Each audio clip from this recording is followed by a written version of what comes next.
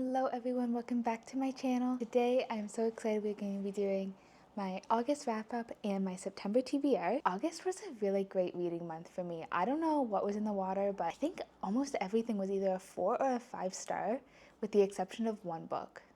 And that's pretty good. I feel like this year I've been definitely more in the 3, maybe 4 range. Not a lot of 5 stars, but this was a really good month, so let's jump into it. I made it through quite a good stack this month. I had school starting in September, so I wanted to kind of knock off as much as I could before that started and things got all crazy again. So the first book I actually finished, I didn't read all of it in August, was The Right Move. I loved this book. This was a 4 star for me. It's the second book in the Windy City series. There's something so addictive about the universe that they're in. I know it's not for everyone. I've seen a bit of back and forth about the series. However, if you are someone that just really reads for more so the character than necessarily the plot, I definitely think you should give it a shot.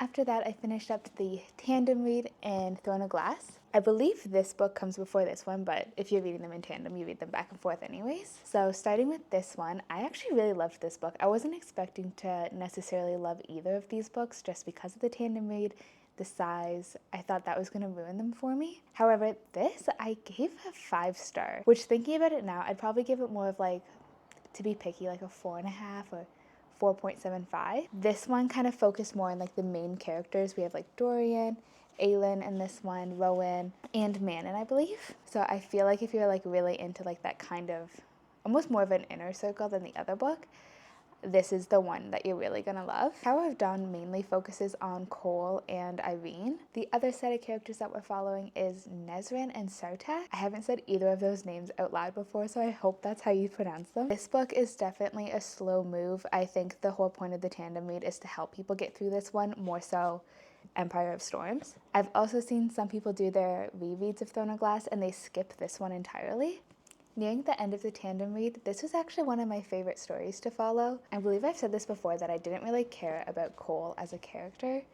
I also don't know if I'm saying that correct either. I found a soft spot for him because of this book. Is it necessarily thrilling? Is it action-packed? Absolutely not. But we do focus a lot on character development in this one, and that's what I was there for. I don't think I can really say I care about Nezran. I was kind of just skimming through her parts of this book. I could not get into it. I just felt so disconnected from that kind of duo. I do like how both of these books were pairings of people. I thought that was kind of fun. But I ended up giving Tower of Dawn a 4 star. Again, looking back, maybe more with a 3.75, 3.5 again to be picky. But I did really enjoy it by the end of it. Now, do I recommend it as a tandem read? Probably.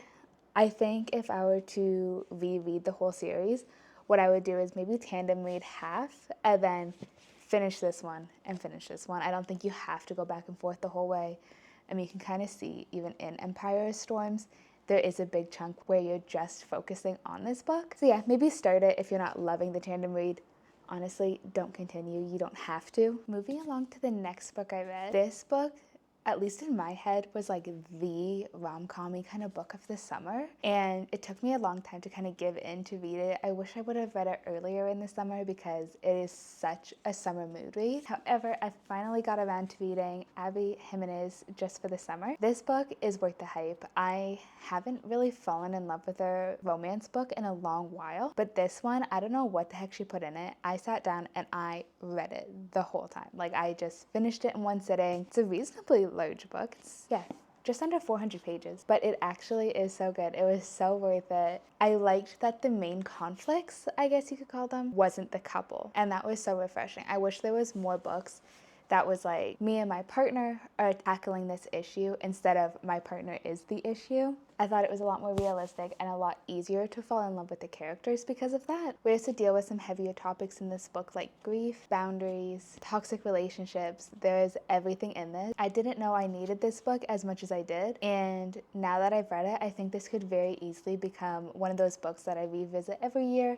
and I'll probably end up reading it again next summer. Obviously, 5 stars. This next book hurts me to talk about. I don't know if I just didn't get it, or maybe I need to revisit it in a couple years or something, but I struggled my way through Beautiful World, Where Are You? I picked this book up because it was on sale. I love the cover. I've always wanted to try a Sally Rooney book. Her writing style, I'm not sure if it's for me. I don't think it was necessarily the plot that I didn't love. In theory, I think this could be a really interesting read, and maybe it's just, again, written too far out of a writing style that I'm comfortable with. But overall, this book just did not do it for me. It felt disconnected. I didn't really care for any of the characters either. I also feel like I went into this thinking it was a little bit more of a romance book than it actually was. I wasn't rooting for any of the couples in this book. I don't know. I've seen a lot of negative things about this. I've also seen people say like, oh, you're just not understanding it. It's actually a great book, and like revisit it and all of that. So I don't know. I think you just have to try it to find out which side you're on. Maybe if you've read other Sally Rooney books, you'll really love this one and take to it a lot faster. Unfortunately, I did give this one 2 stars. Again, not that I think the storyline is bad. There was just nothing that was pulling me through it. This is roughly like a 350 page book, and it took me 6 hours to read it. And usually, depending on the book, I can kind of fly through that range. But this one, I struggled the whole way through it. Next up, I have one of my more anticipated reads for this year, which was Everyone on This Train is a Suspect. I loved this one. I knew I was going to. I had clients that also liked his previous book, Everyone in My Family Has Killed Someone, and they said this one was just as good as the first one. So I believe I described the first book actually as funny, and I don't really mean funny. I just mean like entertaining and fun to actually read. I also started this one on a train because I was going home to visit my family, and that just like, I don't know, there's something about like either reading a story based on something you're going through or a place that you're visiting or anything like that.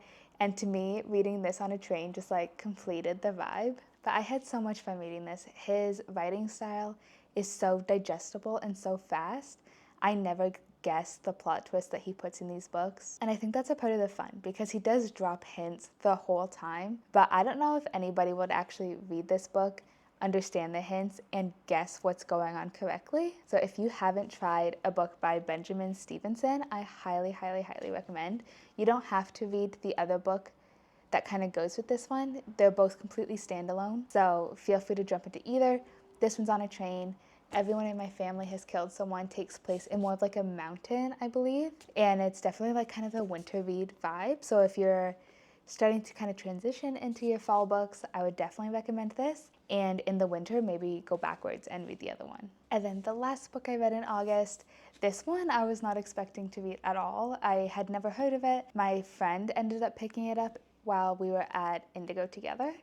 And I don't know, I just thought it'd be fun to get the same book as her. So I got Butcher and Blackbird. This book took me by surprise. I haven't read a dark romance or anything kind of in that realm in a very long time now, but I ate this up. I came home and I just read it the rest of the day, and it was so good. Also just over 300 pages. This follows the story of 2 assassins and their friendship between them. I did not think I was going to be rooting for anybody in this book, let alone be as invested as I actually was about it. But if you're looking to kind of get out of your comfort zone a little bit, definitely read the trigger warnings for this book. This book also has a massive playlist in it if that's something that you look for. She does it like chapter by chapter, which I've never seen anybody else do. It's always been like kind of a general, 15 to 20 songs. But this book, she went in. We have roughly 3 songs per chapter. So I don't know, it's fast paced. You have a playlist, definitely a good like buffer read. So I highly recommend if you do want to give it a shot. I rated it 4 stars. I might bump it up a little bit for 0.25, 0.45, just because it was so addicting. I would dock it points just because I did skim a lot of the non-dialogue in this book. This kind of reads almost more of like a YA kind of book, so the writing is really fast to get through, but also it's kind of fluffy. So if you're someone that likes a dialogue heavy book, definitely pick this one up. And a book that I've actually been listening to kind of over the course of both July and August. I'm not much of an audiobook person or even like a listening to music person. So whenever I do have an audiobook, it takes me a long time to get through it. I'll just listen to it like if I go on a walk or if I'm traveling somewhere or something. But I have been listening to Home is Where the Bodies Are. And this is actually a really good audiobook. This is narrated by, I believe, 4 people. It really helps to like distinguish between the characters. Sometimes if like there's two women's voices in it or two male voices, I get them confused and I get all kind of mixed up in the storyline. But this one was so good. I did not guess the plot twist in it or anything. I don't know if I would say the characters are necessarily lovable or easily likable, but for something like this, like more of like a thriller mystery kind of book, I don't feel like they necessarily have to be. I listened to this on Spotify. I believe it was 22 Canadian dollars. I could be mistaken, but I believe it was like in that lower range instead of like the $30 to $40 for Spotify's audiobooks. And I rated this book 4 stars. I have said before, if I was reading like a physical copy of it, I might find it a little bit slow. But if you are looking to kind of get into more of like a thriller, mystery kind of genre, I would highly recommend starting with this book. So those are all the books that I read in August. Jumping over to September, these are the books that I'd love to get through. Like I said, school is starting up again, so I don't know how many of these I'll actually make it through, but I'm hoping to at least wrap up some of the books I've started. So I'm currently reading 2 books. I am reading Divorce Towers and Kingdom of Ash. I'm about 50% through Kingdom of Ash. I don't know why, I'm just kind of having a bit of a slump about that book right now. Hopefully I can kind of get myself out of it and finish it this September. Divorce Towers was my solution to my slump. It's fluffy, it's fast. I got this on, I think it's an early release thing through Amazon. I think it's Amazon first, if I'm not mistaken. And it's good so far. It's exactly what I need it to be, which isn't much. It's just a fast-paced read. And Kingdom of Ash definitely takes a little bit more brain power, so we'll see what happens with that one. And then I have 3 more books that I'd love to read throughout September. One is a new release, Intermezzo by Sally Rooney, and I don't know, I'm kind of scared for this one just because I didn't love Beautiful World, Where Are You? But from what I can tell, that wasn't her best-selling book by any means, so hopefully Intermezzo's kind of on the other side. It still deals with some heavier topics. I believe the primary one that we're talking about is grief. It's 2 brothers who have lost their father, so I think I'll be a little bit more intrigued in that one than whatever was going on in Beautiful World, Where Are You? I'd also love to read the 3rd book in the Windy City series, which is Caught Up, the baseball romance. I'm having a hard time starting this one just because it is baseball. The first one was hockey, the second was basketball, and I believe the last 2 are baseball. And I don't know anything about baseball. Out of all the sports, I find baseball one of the least intriguing, I guess. Which I know these books have so little to do with the actual sport, really. But it's just kind of preventing me from starting it right now. So I'm hoping to get over that and get through that book because I am really excited to just be back into that world. And lastly, kind of as an in-between book I'm thinking, I would love to read The Assassin's Blade.